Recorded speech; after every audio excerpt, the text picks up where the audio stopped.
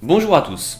Alors aujourd'hui une vidéo un petit peu particulière où j'apparais face caméra étant donné que je vais vous parler d'un sujet qui est un petit peu plus personnel. Alors comme tout le monde, il vous arrive certainement de recevoir ce genre d'article sur votre fil d'actualité sur les réseaux sociaux. Une 9e très grosse planète dans le système solaire. Je ne comptais pas en parler jusqu'à ce que quelqu'un que je connaisse vienne me dire « Alors, on a découvert une nouvelle planète dans le système solaire ?» Bon, alors, là, je crois qu'il est nécessaire de faire un petit tuto de recherche d'informations scientifiques sur le net. Allez, let's go, Cohen. Lorsque l'on reçoit ce type d'article, passé le de circonstances, si on veut vraiment savoir de quoi il retourne, il est nécessaire de pousser la recherche un peu plus loin. La première chose à faire consiste à lire l'article. Alors, en effet, c'est complètement évident. Mais si je dis ça, ce n'est pas pour rien. Car il a pu être montré que pas mal de personnes partagent des articles sur les réseaux sociaux en n'ayant lu que le titre ou seulement les premières lignes. Je vous mets un ou deux liens dans la description si vous souhaitez en savoir un peu plus sur ce sujet. Donc, en lisant cet article, ma foi assez court d'ailleurs, eh bien on peut se rendre compte que cette découverte n'a pas été faite directement, mais qu'elle a été effectuée par le biais de modèles mathématiques et de simulations par ordinateur, sans beaucoup plus de précision. Alors, c'est bien, mais ça ne nous dit pas quel est l'état réel de cette découverte. C'est-à-dire si effectivement ces modélisations sont suffisantes pour attester de la présence d'une 9e planète dans le système solaire. Pour cela, il va falloir effectuer quelques recherches supplémentaires. Et en premier lieu, il va falloir quitter les journaux généralistes comme Le Point, qui, quand il s'agit de rapporter des informations scientifiques, ne sont pas les meilleurs dans la matière. Voir par exemple cette vidéo de Stardust, la chaîne Espace, qui aborde ce propos. Bon, c'est assez compréhensible. Les journalistes écrivant là-dedans n'ont souvent que très peu de formation scientifique, et n'ont donc qu'assez peu de notions de la façon dont fonctionne la science. Alors, attention, il y a des exceptions. Comme le journal Le Monde, qui abrite de très bons blogs sur l'astronomie, tel celui de Guillaume Canat, ou de très bons journalistes scientifiques, tels que Pierre Barthélemy. Donc ne généralisons pas. Alors, pour en revenir au sujet de cette 9e planète et en avoir le cœur net, pourquoi ne pas se tourner vers les articles écrits dans des revues spécialisées dans la vulgarisation scientifique? En cherchant des informations dans un moteur de recherche sur cette découverte, avec des restrictions adaptées en ce qui concerne la date,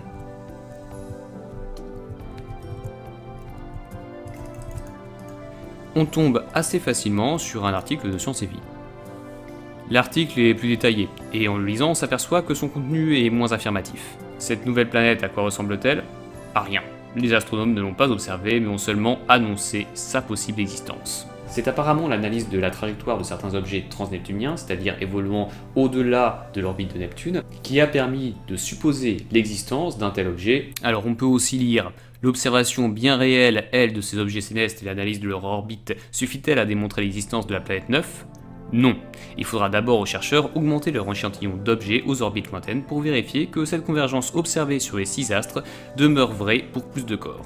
Ou encore, il faudrait prouver que cette planète 9 existe bel et bien en l'observant.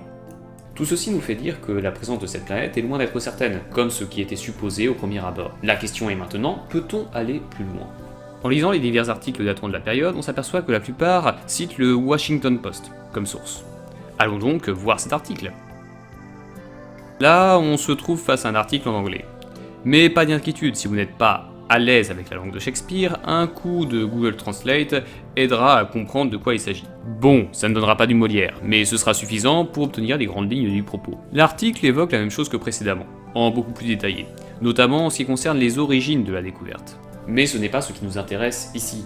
Ce qui nous intéresse, c'est à quel point peut-on faire confiance à ce journal pour rapporter une information digne de foi concernant cette découverte. Eh bien, si on veut vraiment le savoir, il faut aller à la source de l'information de ce journal, ce sur quoi il se base.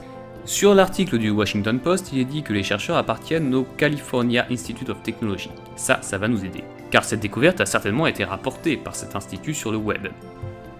En effectuant une recherche en ce sens, toujours avec le même intervalle de temps, on arrive assez facilement au communiqué de l'université en question.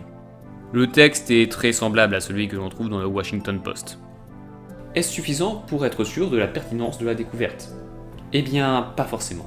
En fait, on s'aperçoit régulièrement que l'exagération d'un résultat scientifique survient lors de l'écriture d'un tel communiqué. Ce n'est pas vraiment étonnant, car le but de l'université est de faire de la publicité sur sa découverte. Et le chercheur ayant effectué celle-ci n'est pas non plus le plus neutre pour en parler.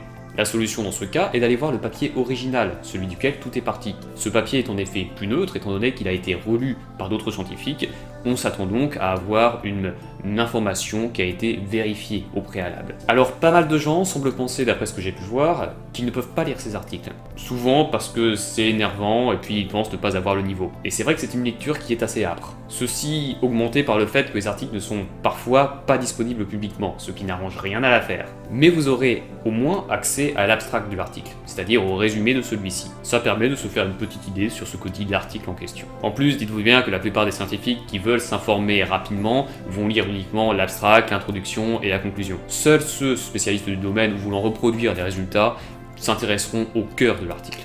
Donc, en ce qui concerne cette découverte, on peut assez facilement accéder à la publication originale, notamment car elle est mise en lien dans la plupart des articles de vulgarisation que l'on a évoqués, notamment celui du Washington Post, où on peut avoir accès assez facilement à l'article. Et en le lisant, on peut se faire une idée à peu près juste de cette découverte. Pour résumer, en 2014, deux chercheurs, Chadwick Trujillo, je ne sais pas du tout comment ça se prononce, et Scott Shepard, en faisant des analyses sur les orbites de certains objets de la ceinture de Kuiper, au-delà de l'orbite de Neptune, découvrent que leurs orbites sont inhabituellement alignées sur le même axe. Dans l'article de 2016, Batygin et Brown confirment ceci, et montrent qu'une telle configuration a moins de 0,01% de chance de se produire par hasard. Ils formulent alors l'hypothèse de l'existence d'une planète présente au-delà de l'orbite de Neptune et ayant une orbite assez elliptique, c'est-à-dire avec une forme d'ellipse plus importante que celle de la plupart des planètes du système solaire qui ont une orbite assez circulaire, en tout cas très proche de celle d'un cercle.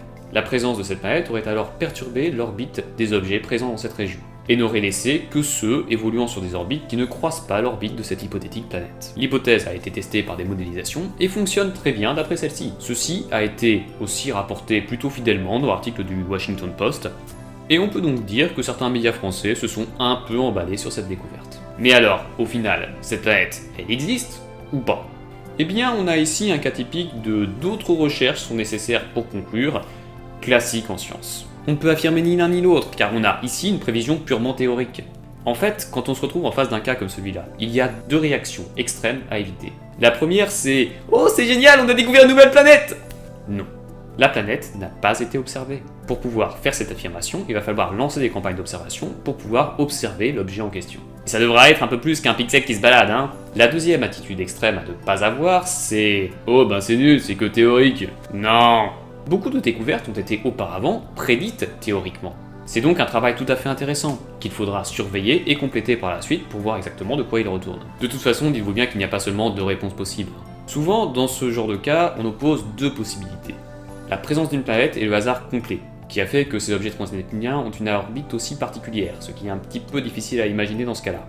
Mais il est tout à fait possible que l'agencement de ces orbites soit dû à une troisième solution auquel on n'a pas encore pensé à l'heure actuelle. Et ouais, bon. Peut-être certains d'entre vous ont-ils remarqué qu'il manque quelque chose pour définitivement se faire un avis sur cette histoire. Le facteur temps. Et oui, car si j'ai pris un événement qui date d'il y a 2 ans, ben c'est pas pour des prunes. Une étude peut se révéler avec le temps complètement fausse. Et ce qu'il faut faire pour avoir vraiment une idée de la pertinence de cette étude, c'est regarder la réaction des autres chercheurs. Et des réactions, oula, il y en a eu. En mars 2016, c'est-à-dire un peu plus d'un mois seulement après la publication de l'article de Batygin et Brown, les astrophysiciens Agnieszka Fianga et Jacques Lascar publient un article analysant le mouvement de la planète Saturne, tel qu'observé par le satellite Cassini en orbite autour de cette dernière entre 2005 et 2017. L'objectif était de détecter les perturbations dans l'orbite de Saturne provoquées par cette hypothétique planète 9, mais rien de tel ne fut trouvé. Bien sûr, ça ne permet pas de dire que la planète 9 n'existe pas, bien au contraire, mais ça permet de savoir qu'elle se trouve beaucoup trop loin de Saturne pour perturber son orbite de façon détectable. Cela permet donc de savoir où la planète ne se trouve pas, et de restreindre ainsi les endroits où il est pertinent de la chercher. Suite à cette première réaction, une flopée d'articles vient compléter cette étude. Certains se concentrent sur la confirmation des résultats de Batygin et Brown, d'autres sur la déduction des paramètres de l'orbite de la planète et donc sur la possible position de cette dernière. Oui, il y en a beaucoup.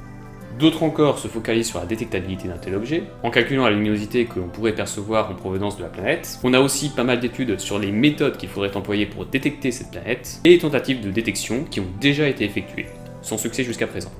Et je vous épargne les études qui se penchent sur l'origine d'un tel objet, ou sur la nature des phénomènes physiques qui ont poussé les objets transneptuniens à avoir des orbites si particulières, car il y en a vraiment beaucoup et ça devient un peu complexe. Quant aux études allant à l'encontre de cette hypothèse, je n'en ai trouvé qu'une. Et encore, tout ce que ça dit, c'est que les simulations qui ont été faites dans cette étude ne correspondent pas à ce qui a été observé.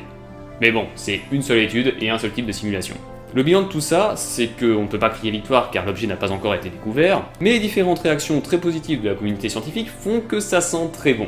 Bon voilà, cette vidéo est terminée, j'espère que ça vous a plu. Je dois avouer que je n'ai pas du tout l'habitude d'apparaître comme ça face caméra, donc n'hésitez pas à mettre tout un tas de remarques désobligeantes dans les commentaires, c'est fait pour ça. Si vous voulez en savoir plus sur la planète 9, je vous conseille cette vidéo, qui est une conférence effectuée par Emmanuel Lelouch, qui résume particulièrement bien ce que l'on sait à l'heure actuelle sur ce sujet, ou encore cette interview d'Agnès Fianga et Jacques Lascar, qui est un petit peu plus récente. Je mets bien sûr l'intégralité des liens dans la description, donc vous pouvez aller voir. En attendant, portez-vous bien et à la prochaine. Allez, salut!